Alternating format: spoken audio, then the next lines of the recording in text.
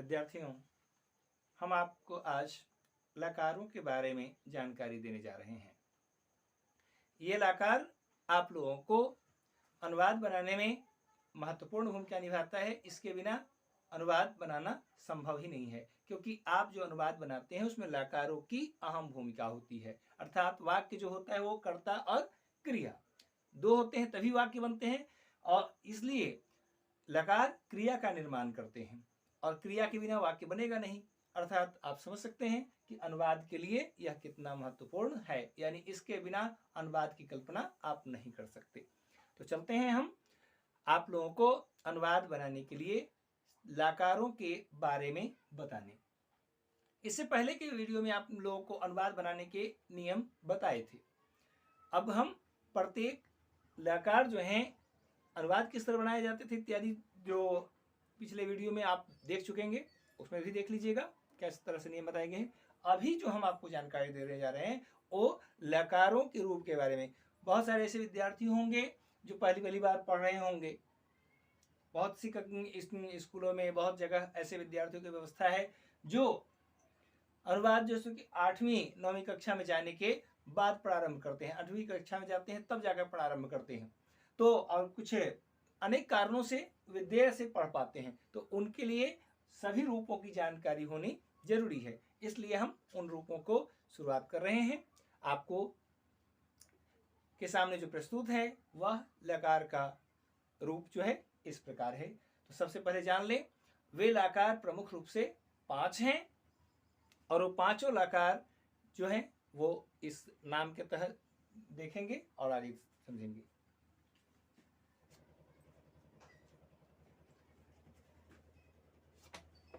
ध्यान देंगे विद्यार्थी, ये जो लकार आपके सामने प्रस्तुत है इनके नाम वे जान ले। सबसे पहला है लट लकार अर्थात वर्तमान काल। ये दूसरा हुआ भूतकाल के लिए लंग लकार। ध्यान देंगे इस लंग लकार में कई जगह आपको मिलेंगे इस तरह लिखा हुआ ऐसे। ये ध्यान देंगे ये अनुस्वार जो आपको दिखाई पड़ रहा है यहाँ पे वह अनुस्वार ही अंग है, यानी 5वां अक्षर, जिसके बारे में जब हिंदी पढ़ाएंगे तो हिंदी के क्रम में इन सभी के बारे में जानकारी देंगे। आप ध्यान रखेंगे। आपको बता दूं अभी इस वीडियो में कि आप लोगों को इस संस्कृत के अलावा हिंदी विषय में भी आपको हम वीडियो भेजेंगे। अनुस्वार का प्रयोग कहाँ किया जाता है, पूर्ण विराम इत्यादि इत्यादि जो व्याकरण है हिंदी व्याकरण की, उसके बारे में भी हम आपको प्रस्तुत करेंगे जानकारी। अभी हम इसके बारे में, तो ये अंग क्यों हुआ है, तो ये अंग और अनुस्वार एक ही है, यानी ये अंग पूरा नहीं है, आधा है। इसके बारे में विस्तृत जानकारी आपको हिंदी के वीडियो में प्रस्तुत करेंगे। फिलहाल अभी हम इसके बारे में जानकारी दे रहे हैं। तो उसके बाद है लिट लकार। ध्यान रखेंगे ये जो है लिट लकार अर्थात भविष्यत काल। ध्यान देंगे कहीं पर हलंत देता है कहीं पर नहीं देता है प्रयोगों के अनुसार, इसलिए इसमें संदेह न करेंगे कि हाँ हलंत दे या न दे, दोनों रूप चले रहे हैं फिलहाल। उसके बाद है लोट लकार अर्थात अनुज्ञा यानी आज्ञार्थक। अनुज्ञा कहिए या आज्ञा कहिए, आज्ञा के अनुसार चलने वाला, आज्ञा या आदेश के रूप में इसका प्रयोग जो वाक्य होते हैं उसमें इसके रूप का प्रयोग किया जाता है। उसके बाद है विधिलिंग, जिसमें चाहिए के अर्थ में, यानी चाहिए लगा करके यदि वाक्य बनाया हुआ रहेगा तो उस समय इसका प्रयोग किया जाएगा। एक बात और बता दूं, ये दोनों एक हैं, ये दोनों लकार एक हैं। कैसे, तो इस लकार में और इस लकार में बहुत बड़ा अंतर नहीं है। इसमें है दबाव और इसमें दबाव नहीं है, बस इतने ही का अंतर है। इसमें यह काम करो मतलब करो, और इसमें करना चाहिए मतलब कीजिएगा तो आपकी इच्छा, नहीं कीजिएगा तो आपकी इच्छा। ये जैसे कोई श्रेष्ठ व्यक्ति है वो आपको दबाव बनाता है, कोई अपना है आपको दबाव बनाता है कि इस काम को करना है, और इसमें सलाह देता है, यानी वो आपकी बात को जो कर रहे हैं, जो कार्य कर रहे हैं वह अच्छा या बुरा है उसके बारे में सलाह देता है कि यह अच्छा है इसको करना चाहिए, या बुरा है इसको नहीं करना चाहिए। ये सिर्फ सलाह देता है। करना और न करना ये आपकी जिम्मेवारी होती है, परंतु इसमें आपको करना ही होगा, उस वो जैसा कहता है उसके अनुसार। तो इस तरह के वाक्य आते हैं, उसमें इस तरह का प्रयोग किया जाता है। मुख्य रूप से आपको ये जो है जिसके बारे में जानकारी आपको दे रहे हैं। एक और है जिसका प्रयोग यानी छठा, उसके बारे में भी हम चर्चा करेंगे किसी और वक्त। फिलहाल हम इनके बारे में तो चलते हैं अब हम इनके रूपों की तरफ। तो सबसे पहले हम चलेंगे, आप लोग को बता दें, इसका प्रयोग करेंगे, यानी लट लकार के रूपों की चर्चा करने जा रहे हैं। तो ध्यान दें, ये हुए इसके रूप, ध्यान देंगे। ती, त, अंति, सी, थ, थ, आमी, आवह, आम, ये इसके रूप हुए। अब इन रूपों की जानकारी जब हमें मिल जाती है, तब आते हैं बात कि हम इनको बनाएं कैसे, यानी क्या करना है इनको। तो इसके लिए आपको बता चुके हैं कि क्रिया का निर्माण करने में इनका योगदान होता है। तो वो क्रिया कैसे बनते हैं, तो आप जानते हैं क्रिया के अनुसार कि इसका क्रिया का निर्माण धातु से होता है, और धातु क्या होता है, क्रिया का मूल रूप होता है। यानी क्रिया के मूल रूप को धातु कहते हैं, और धातु में ये प्रत्येक रूप में उनके साथ प्रयोग किए जाते हैं, और तब जाकर के पूर्ण क्रिया का निर्माण करते हैं। तो ये कैसे, धातु कौन से है, तो उदाहरण के लिए ले लें, पढ़ना, पठ, जाना, गम, जिसका बदला हुआ रूप होता है गच, खाना, खाद, खेलना, खेल और क्रीड होता है। उसी तरह से और भी बहुत सारे धातु हैं। तो ये सारे धातुओं को इसके आप प्रयोग किया जाता है। कैसे, तो अंतिम में क्या, यानी उस धातु को ले लेना है और उस धातु में जोड़ देना है। तो चलते हैं, हम धातु ले लेते हैं पठ। ये पठ जो है वह आपका धातु हो चुका। इस पठ को हम क्या करेंगे, इसमें जोड़ देंगे। किसको, इन्हें, यानी इसको इसमें जब जोड़ देते हैं तब जाकर के बनता है पठती, और इस तरह ये पूर्ण हो जाते हैं। ध्यान देंगे, मैं एक बात बता देना चाहूंगा आप लोगों को। कई बार इसको पढ़ने के बाद हो सकता है आपके मन में एक संदेह आएगा कि सर आप जो लिखवा रहे हैं ये किस तरह से होगा। तो मैं पहले ही जानकारी दे दूं, ये जो भी नियम आप देख रहे हैं ये नियम व्यवहारिक हैं, सैद्धांतिक नहीं। आपको हम इस बात से आश्वस्त कर देना चाहेंगे कि आप ये जो नियम देख रहे हैं यहाँ पर, यह व्यवहारिक नियम है, प्रयोग किया हुआ नियम है, न कि यह सिद्धांत में ऐसा होता है। आप सिद्धांत में देखेंगे तो यहाँ पर अ नहीं है, फिर भी इसमें ठ लगा हुआ है, पूरा है। जबकि आप देखेंगे इसमें, आप देखें पठ त, और यहाँ पर अ को लोप कर दिया गया, तो हो गया पठंती।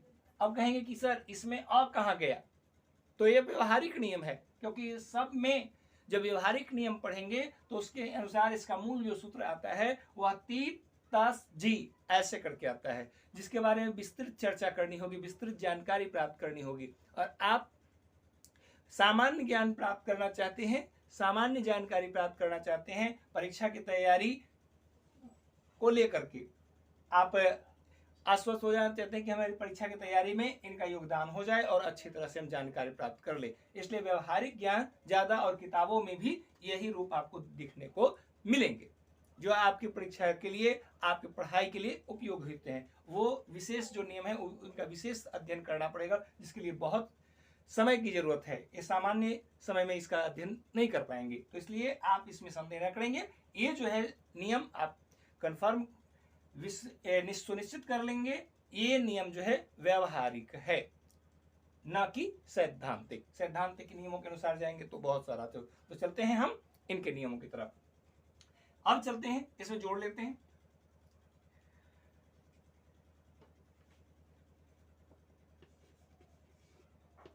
पठ सी, पठ थ, पठ थ। उसके बाद आगे अगला जो है वो आता है, इसमें जो देखें अ को सिर्फ हटा देना है। क्या करना है, अ को सिर्फ हटा देना है। ध्यान रखेंगे, जितने भी आपको धातु मिलेंगे सभी में अ की मात्रा नहीं होती, अर्थात सभी में हलंत होता है, और वो हलंत इसमें जोड़ने के बाद स्वतः क्या होते हैं, विलुप्त हो जाते हैं, अर्थात इनमें समाहित हो जाते हैं। जैसे यहां देखेंगे,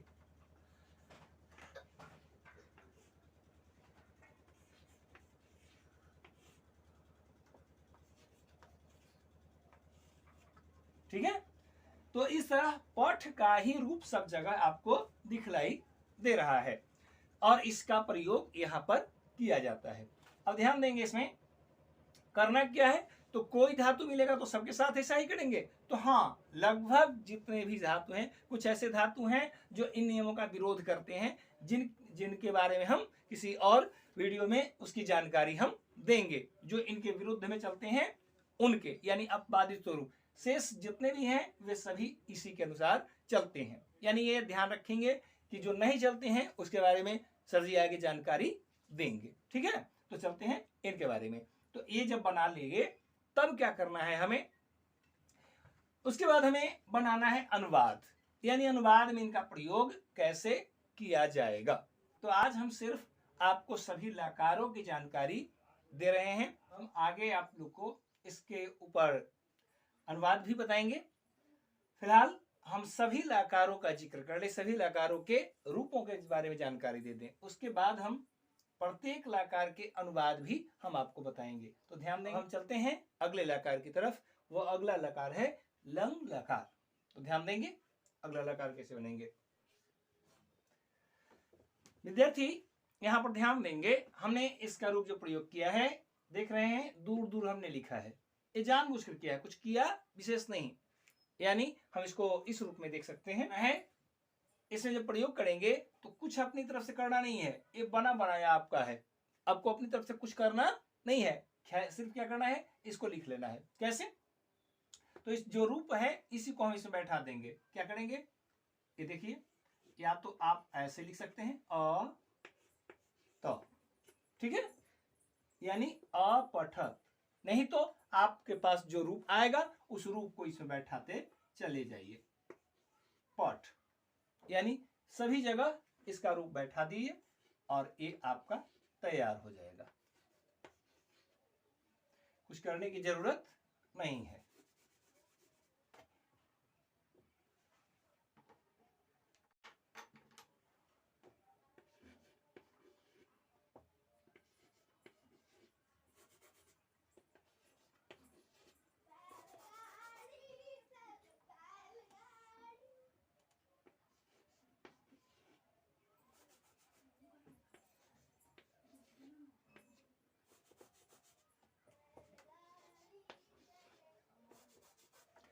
ध्यान दीजिएगा एक चीज का, हमने सब जगह इसको ऐसे मिटाते गए हैं और लिखते गए हैं। कैसे, क्यों, ध्यान दीजिएगा, जैसे या तो इस रूप को इसमें जोड़िए या इस रूप में, ध्यान देंगे ये पठ धातु है और इसमें क्या किया गया है, इसका रूप जोड़ा गया है। या आप कर सकते हैं ऐसे कि रूप पहले से मालूम है तो उसमें जाकर के आप धातु को जोड़ देंगे। इस सब जगह हमने जानबूझकर इस तरह से मिटा करके दिखाया है कि इसमें आकर मिल गए और एक खत्म हो गया, इसमें आकर मिल गए एक खत्म हो गया, और इस तरह से हम इस सारे चीजों को दिखलाए। यानी आपको जो रूप देखना है वो क्या देखना है, इसका नहीं, यानी धातु का रूप नहीं देखना है, आपको देखना है इसका रूप, और इस तरह इसके रूप का प्रयोग करते जाना है और इस तरह से आपको तैयार होगा। और ये जो तैयार होगा ये भूतकालिक होगा। अब आप ध्यान देंगे, मैं सब पर अनुवाद बाद में बताऊंगा। जब हम सारे रूपों को लिख लेंगे उसके बाद हम वापस लौटेंगे और उनके बारे में जानकारी देंगे। पहले आप सारे रूपों को देख लेंगे। तो चलते हैं। अब इसके बाद अगला जो रूप है वह है भविष्यत काल का।